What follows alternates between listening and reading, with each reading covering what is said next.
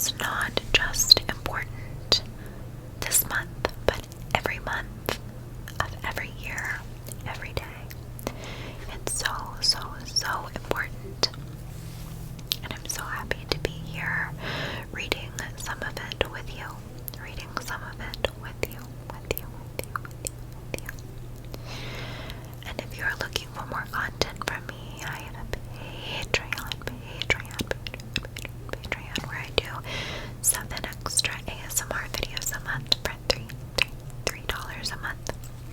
You're guaranteed 3 old school up close style videos, a saying my patron's name video, a random trigger video, a beauty video, and a vlog video.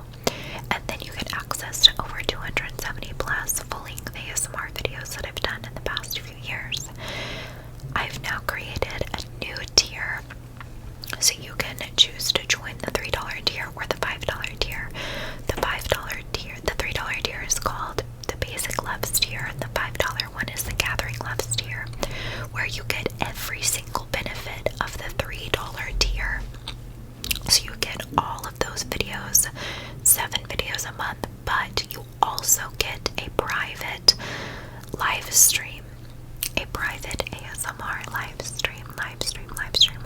Now, there are only 250 or 260 seats basically in the $5 Gathering Loves tier. So once 250 or 260 people join, no one else can join that tier, and that is just because it will give a more intimate feeling where we can connect better, where messages won't get hidden. I have awful anxiety, especially during live streams. I feel like it will help me to not be so overwhelmed, and you. So you get an hour-long live stream with me every month, at least one every month, along with the $3 tier benefit, so 7 videos a month and over 270 plus full-length ASMR videos that are Patreon exclusive. So the link will be down below if you're interested in that.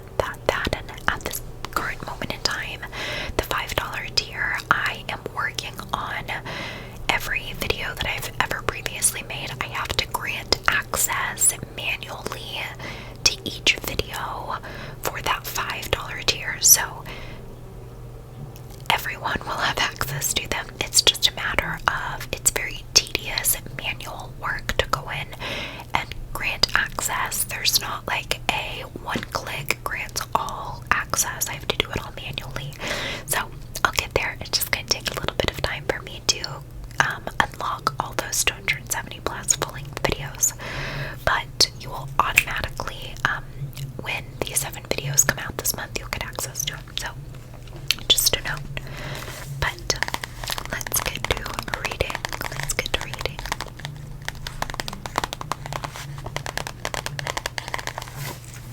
Okay. Let's start with Elizabeth Freeman. And it says from 1742 to 1829. Elizabeth Freeman, one of the most successful abolitionists of the 18th century, was raised in Massachusetts during very exciting times.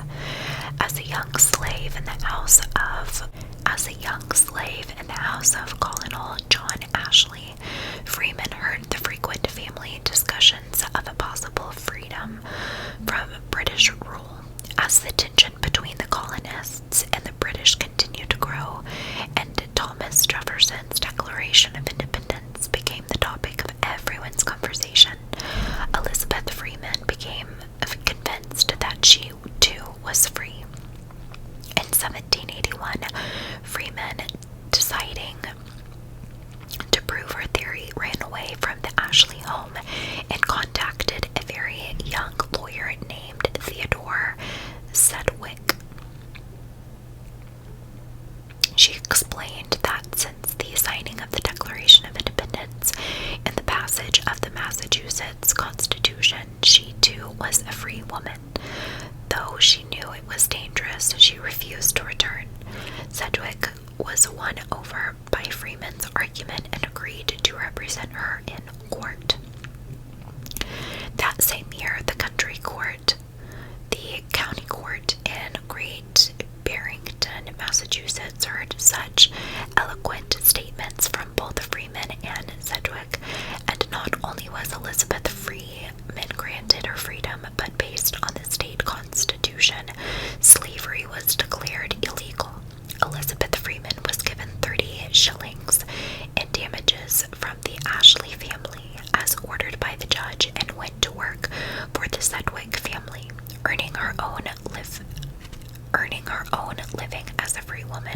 She stayed on until her death in 1829. Because of the Freeman's courage and commitment, slavery was outlawed in the state of Massachusetts, and later in the rest of the nation. It was women and men like Elizabeth Freeman and Theodore Sedgwick who finally validated the Declaration of Independence in the United States. Without them to begin the fight for equality, the essential truth of the document might have been lost. So we have Phyllis Wheatley. Phyllis Wheatley, a celebrated poet until her untimely death, was born in Africa and stolen by slave traders at the age of 7 or 8. Deposited in rags from a slave ship in Boston, she was purchased by John Wheatley as a companion for his wife, Susanna. From the beginning, Phyllis was a great lover of words. Susanna taught her to read and write, and within a year and a half, Phyllis Wheatley was a fluent master of the English language. At 14, after devouring all the books she could find, preferring Alexander Pope above all others, Phyllis Wheatley wrote her first poem, which historian Lorraine Bennett called a blank verse eulogy of Harvard University. Printed in Boston in 1770, it was to begin her life as an internationally celebrated writer. In 1772, due to her frail health, the Wheatleys freed Phyllis and sent her to England, where she was hailed as a prodigy. Her book, Poems on Various Subjects, Religious and Moral, was published with a foreword signed by men such as John Hancock, and Phyllis was invited to meet the Queen, but word reached her that Susanna was ill, and Phyllis returned to Boston at once. Susanna Wheatley died in 1772, and Phyllis remained at the Wheatley house to care for John, never ceasing to write. Okay, Wheatley, sorry, I lost my space. Susanna Wheatley died in 1772, and Phyllis remained at the Wheatley house to care for John, never ceasing to write. In 1775, she wrote a poem in honor of the new commander-in-chief of the American Army, General George Washington. When Washington received the poem, she sent a letter of thanks that praised the work as elegant and striking, while also stating that it was one for fear of appearing vain that he did not publish it himself. Phyllis was then invited to Cambridge, where she was entertained by the Washington family. Though Phyllis Wheatley moved freely as a poet, like Lucy Terry Prince, the first African American to publish poetry, she had to face the severity of racism. After the death of John Wheatley, Phyllis Wheatley married a gentleman named John Peters, who turned out to be a poor match for her. The last few years of Phyllis Wheatley's life were spent in ill health and desperate poverty. The couple lost their first and second child, and Phyllis was working in a boarding house as a chairwoman when she and her third child died within hours of one another. Wow. Though Phyllis Wheatley's death was tragic, her poems were great celebrations of freedom, Christianity, and the lives of great men. They have become part of the respected body of literature that survives to illuminate the lives and spirits of early Americans. So it shows Elizabeth Freeman, and then it shows Phyllis Wheatley, illustrations of them.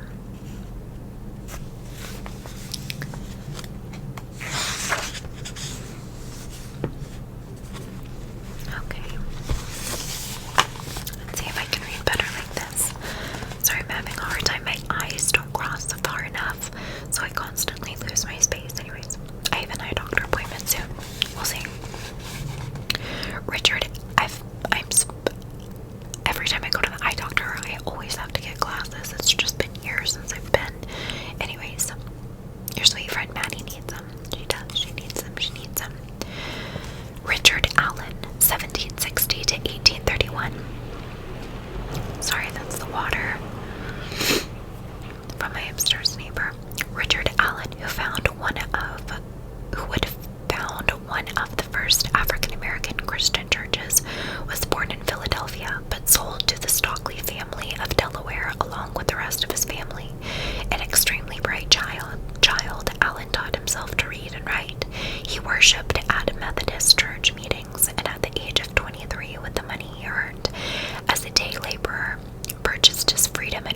traveling with a minister who taught him to preach. By the age of 26, he had returned to Pennsylvania and had begun holding prayer meetings. Like other Methodists, Allen and his friends, I'm going to butcher their names, so I'm just not going to out of respect. Within a year of Allen's arrival in Philadelphia, St. George's had become so popular that the church ruled that black Congregationalists must retreat to the back of the gallery. Jones, they're talking about his friend, I just can't pronounce his first name, so we'll just say A. Jones, was asked to move during prayer and forcibly pulled from his knees when he asked if the prayers could be concluded first. Rather than endure such treatment, Jones, Allen, and the rest of the African American congregation left St. George's and formed the Free African Society. This event inspired Allen to found his own church where African Americans could worship freely. Though laboring as a shoemaker, Allen bought a plot of land and began construction. By 1794, the Bethel African Methodist Church, AME, was complete. Allen was named its first bishop. Attracting a huge congregation, the AME grew past its borders, severing its ties with the Methodist Church and uniting with other African Methodist churches. Soon the expanded congregation included thousands of members, united under one national organization. The church thus became the foundation of the African American community, providing a training ground for black leadership and unifying efforts, opposing slavery and racial discrimination.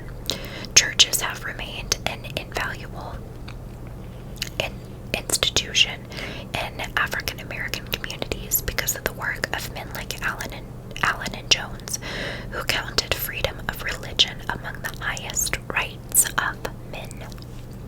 So, that's Richard Allen. So, can you imagine in his moments of worship being pulled off of your knees and told to get out?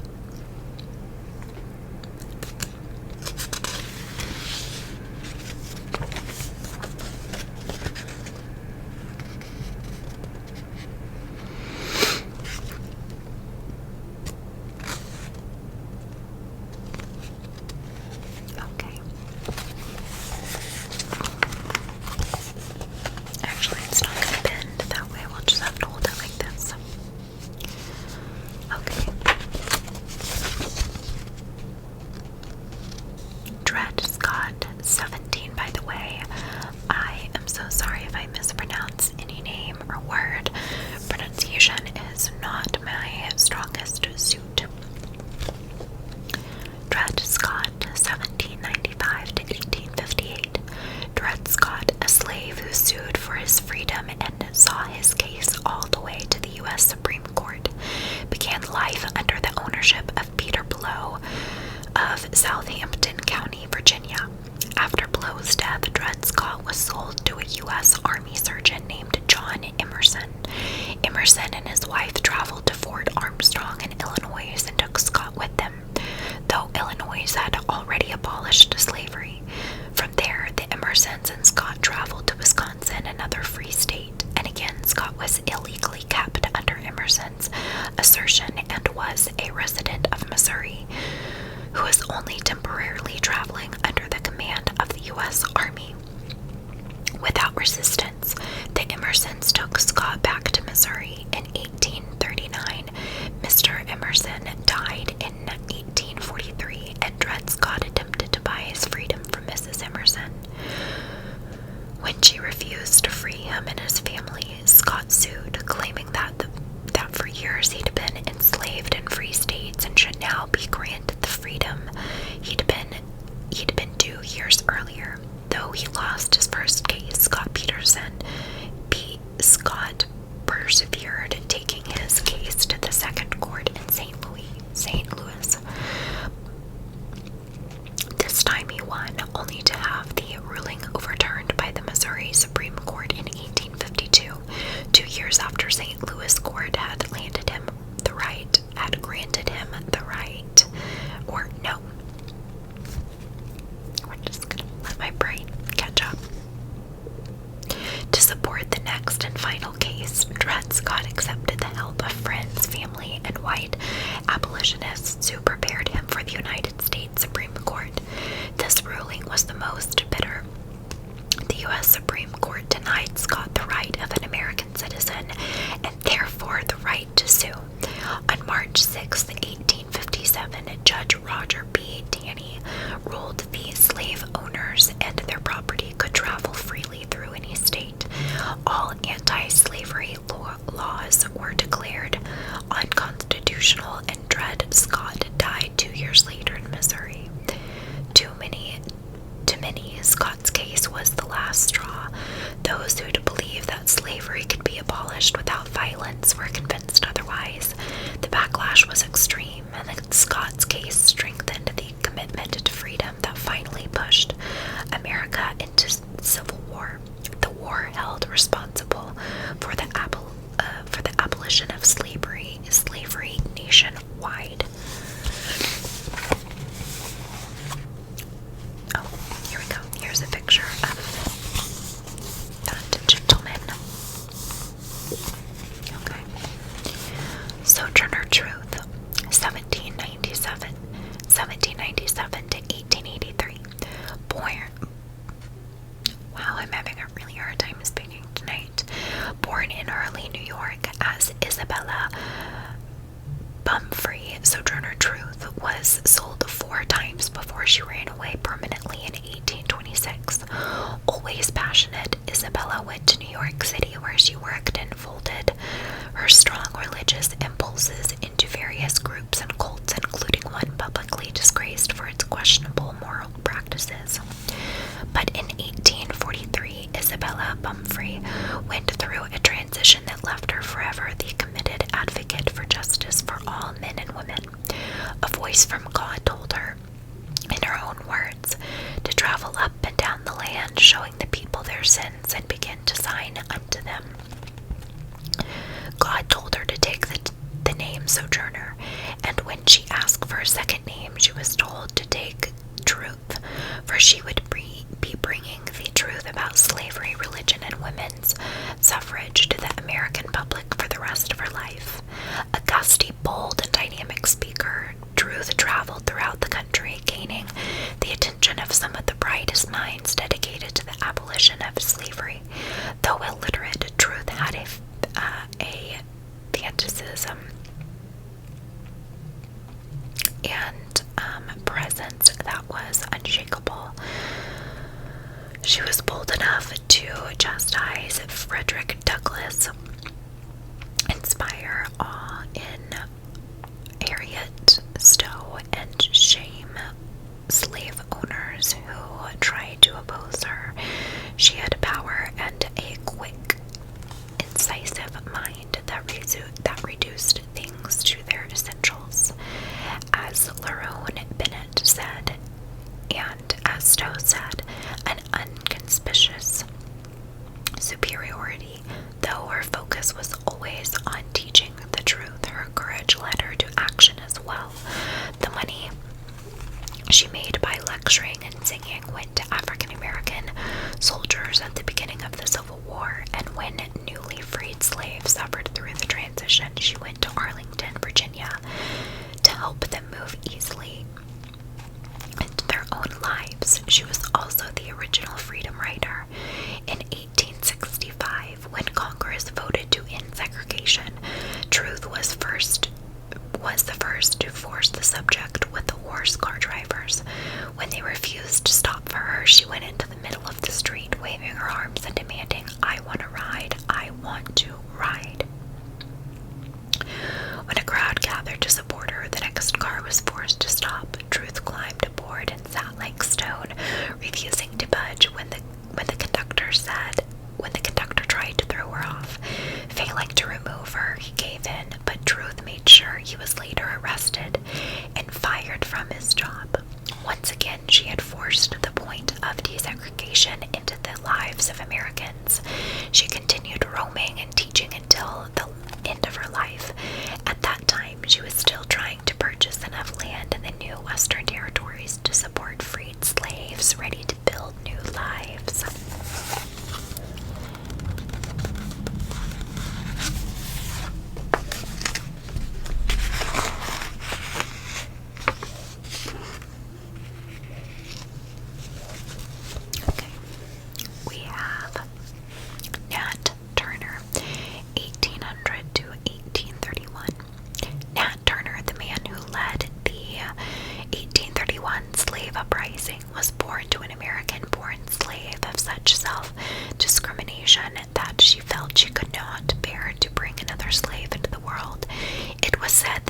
to be held away from hurting him. Along with her hate for slavery, Turner's mother also passed on a respect for religion and ritual. From childhood, Nathaniel Turner was a deeply religious person who felt he was chosen by God for a special purpose. Dedicated to prayer and the vision and voices that stirred him, Nat grew into a powerful community leader and a commanding, learned man. In the service of a religious life, Turner denied himself all vice and stayed apart from society. Eventually, a mixture of awe and curiosity led people to call him the Prophet. In 1831, the Prophet received a vision. He said to have heard a voice that told him to arise and prepare myself and slay my enemies with their own weapons. After years of faithfully preaching to his community, Nat Turner gathered 4 men around him and began to plan the rebellion that stands as one of the most meaningful events on the road to abolition of slavery. At the appearance of the promised sign, the solar eclipse of February 1831, Nat Turner and his men gathered to plot their rebellion through interruptions and where was I? Okay, it was stifled until the appearance of the second sign, a bluish haze over the sun, in August of 1831. At that time, they decided they could wait no longer. By God's sign, they entered the house of Turner's master and murdered him and his family. This was the first act of rebellion that would kill 57 whites in 24 hours and attract 70 rebels who terrified the entire white populations for months after. On their way to Jerusalem, Virginia, Turner met his first opposition. Nat's men were defeated and scattered, and Nat went into hiding for 2 months, eluding capture and intensifying a terror that rolled onto hysteria over the eastern and southern states. While Nat hid, whites gathered in heavily armed groups and attacked unarmed and innocent African American families. Nat Turner was finally caught and brought to trial, where he pleaded not guilty and was sentenced to death. He predicted the sun would not shine on the day of his execution, and a surprising thunderstorm rose up and swept across the sun as Turner hung from a rope in Jerusalem, Virginia. Though the bloodshed was massive, Nat Turner managed to give a reality to the passion of Black Americans who were fighting to abolish slavery in America. Nat Turner was an example of resistance and a sign to white America that freedom was imperative and would come for them one way or